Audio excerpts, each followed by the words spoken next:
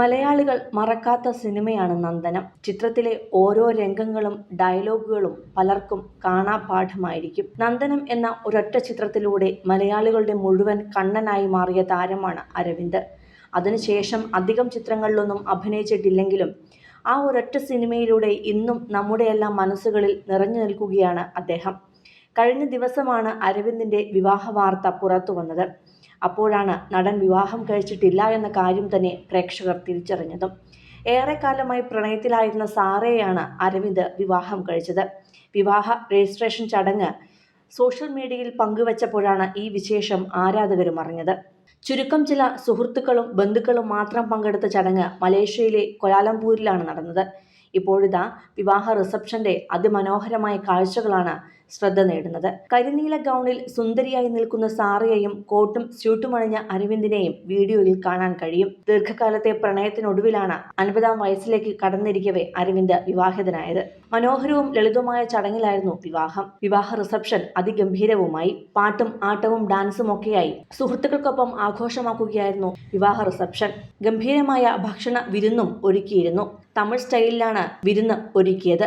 2007 പുറത്തിറങ്ങിയ വെങ്കട് പ്രഭുവിന്റെ ചെന്നൈ 28 ചിത്രത്തിലെ അരവിന്ദിന്റെ സഹതാരങ്ങളും വിവാഹത്തിൽ പങ്കുചേരുവാൻ ക്വാലാലംപൂരിൽ എത്തിയിരുന്നു.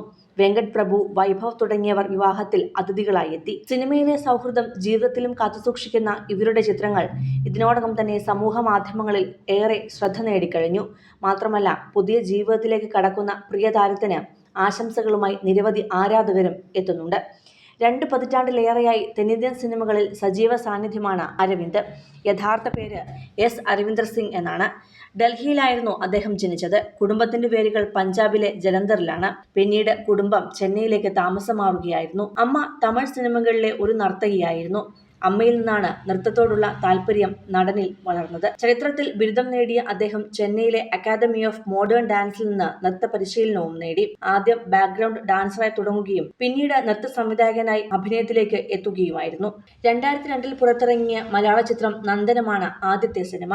തമിഴിലായിരുന്നു നടനായുള്ള അരങ്ങേറ്റമെങ്കിലും ആദ്യം പുറത്തിറങ്ങിയത് നന്ദനമായിരുന്നു. ചെന്നൈ 00028, ഗോവ, മങ്കാത്ത, ഗോട്ട് തുടങ്ങിയ ചിത്രങ്ങളിലൂടെ തമിഴകത്തിന്റെയും പ്രിയ നടനായി മാറുകയായിരുന്നു അദ്ദേഹം.